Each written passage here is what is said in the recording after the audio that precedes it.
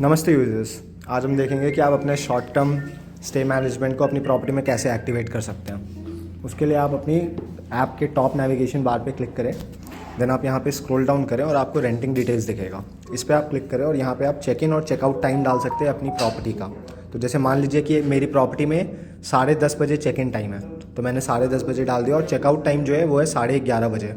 तो मैंने 11:30 बजे का चेकआउट टाइम डाल दिया और मैंने इसको सेव कर दिया।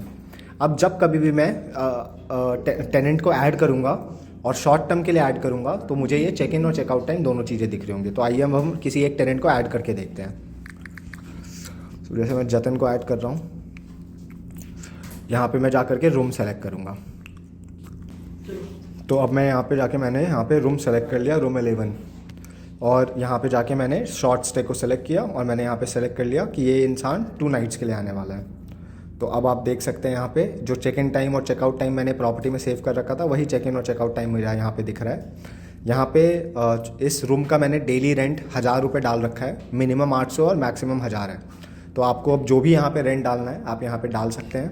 आप मिनिमम से नीचे रेंट यहाँ पे नहीं डाल सकते हैं, आपको हमेशा मिनिमम और मैक्सिमम के बीच में ही डाल सकते हैं आप, या फिर आप मैक्सिमम से ज़्यादा डाल सकते हैं।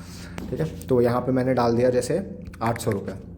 तो आप देख रहे हैं अगर आपकी प्रॉपर्टी में जीएसटी इनेबल होगा तो यहाँ पे जीएसटी दिख जाएगा और यहाँ पे रेंट कैलकुलेट होकर के आ जाएगा। तो आप जैसा देख सकते हैं 192 रुपये का जीएसटी है और 2 नाइट का यहाँ पे रेंट ऐड हुआ है, तो 1600 रुपये प्लस 192 रुपये।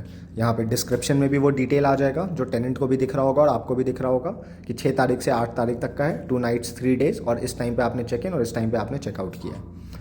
और यहाँ पे आप इसको सेव कर सकते हैं और यहाँ से आप टेनेंट को ऐड कर सकते हैं। अब आप इस टेनेंट के ड्यूज़ पे आप देख रहे हैं तो यहाँ पे आपको दिख रहा होगा कि इस टेनेंट में जीएसटी लगा है एंड इसका जो डिटेल आ रखा है। अब हम इसके प्रोफाइल में जाते हैं। तो प्रोफाइल में भी आप जा करके टेनेंट के चेकआउट डेट को यहाँ पे आप देख सकते हैं और आप चेकआउट डेट को एडिट कर सकते हैं। यहाँ से आप टेनेंट का चेकआउट टाइम भी एडिट कर सकते हैं। और लास्ट चीज़, जब आप किसी भी टेनेंट को एविक्ट कर रहे होंगे तो एविक्ट करते समय भी आपके पास चेकआउट डेट और चेकआउट टाइम को एडिट करने का ऑप्शन आता है। तो जैसे ही आप अपने चेकआउट डेट या चेकआउट टाइम को एडिट करते हैं, तो फॉर एग्जांपल यहाँ पे मैंने 8 अप्रैल से इसको 9 अप्रैल कर दिया, तो यहाँ पे आप देख सकते हैं कि एक दिन का जो ड्यूज़ है, यानी 800 रुपये जो मैंने ड्यूज़ डाला था वो 800 रुपये एक दिन का और एक्स्ट्रा ऐड हो जाएगा। यानी इस टेनेंट का रेंट जो 1600 रुपये था वो अब 2400 हो जाएगा प्लस जीएसटी।